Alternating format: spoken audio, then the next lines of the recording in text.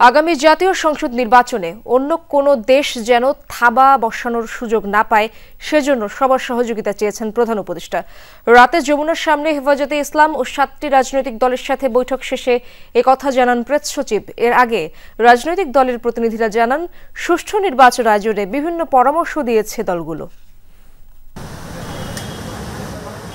বিকেলে রাষ্ট্রীয় অতিথি ভবন যমুনায় প্রধান উপদেষ্টার সাথে বৈঠকে অংশ নিতে আসেন 7টি রাজনৈতিক দল ও একটি ইসলামী সংগঠনের প্রতিনিধিরা। শুধু দল নয়, আমন্ত্রণ জানানো হয় নুরুল হক নূরের সহধর্মিণীকেও। সুচিকিৎসার জন্য নূরকে বিদেশ পাঠাতে স্বাস্থ্য মন্ত্রণালয়কে নির্দেশ দেন প্রধান উপদেষ্টা। আইন উপদেষ্টা আসিফ নজরুল জানান, নূরের উপর হামলার ঘটনায় বিচারপতি আলী রেজার নেতৃত্বে 1 সদস্য বিশিষ্ট কমিটি গঠন করা হচ্ছে। বুধবারের মধ্যেই এ সংক্রান্ত গেজেট প্রকাশিত হবে। 15 দিনের মধ্যে শেষ হবে তদন্ত। প্রায় 1.5 ঘন্টা বৈঠক শেষে সাংবাদিকদের বিস্তারিত জানান রাজনৈতিক দলের প্রতিনিধিরা। তারা বলেন, ফ্যাসিবাদের দোসরদের কার্যক্রম নিষিদ্ধের দাবি প্রধান উপদেষ্টাকে জানানো হয়েছে। জনমতের প্রতিফলন একটা সুষ্ঠু একটা পদ্ধতি।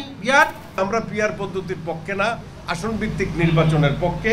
দেশের জনগণ যেন একটা নির্বাচিত সরকার পায়। সুষ্ঠু নির্বাচন আয়োজনে সব দলকে নিয়ে সমন্বয় কমিটি গঠনের পরামর্শ দিয়েছেন রাজনৈতিক দলের প্রতিনিধিরা। আগামী সংসদ নির্বাচনের নাম হওয়া উচিত সংবিধান সংস্কার পরিষদের নির্বাচন। সব রাজনৈতিক দলগুলোকে নিয়ে একটা সমন্বিত কমিটি করার কথা বলেছি। কেন্দ্রিক যতগুলো ঝামেলা হয় যাতে সেখানে রাজনৈতিক দলগুলোর একটা ভূমিকা থাকে।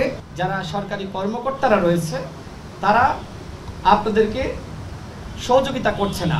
এ সময় নুরুল হক নূরের শারীরিক অবস্থার ব্যাপারে জানান তার স্ত্রী মারিয়া আক্তার লুনা। অপরিচিত কাউকে দেখলো কথা বলতে চায়, কথা বলতে গেলে হঠাৎ করে স্ট্রোক হয়ে যাচ্ছে, কথা বলতে ওখানে পারতেছে না। পরে সাংবাদিকদের সাথে কথা বলেন প্রেস সচিব। জানান, যারা অন্তর্বর্তী সরকারকে নির্বাচন পর্যন্ত যেতে দিতে চায় না তারা সর্বোচ্চ বাধা দেওয়ার চেষ্টা করবে। এজন্য সবাইকে ঐক্যবদ্ধ থাকার আহ্বান জানিয়েছেন প্রধান উপদেষ্টা। জীবনে কখনো ভোট দিতে পারেনি তাদের জন্য এই নির্বাচন ভালো অভিজ্ঞতা তাদের জন্য এই নির্বাচনে ভালো অভিজ্ঞতা দিতে হবে।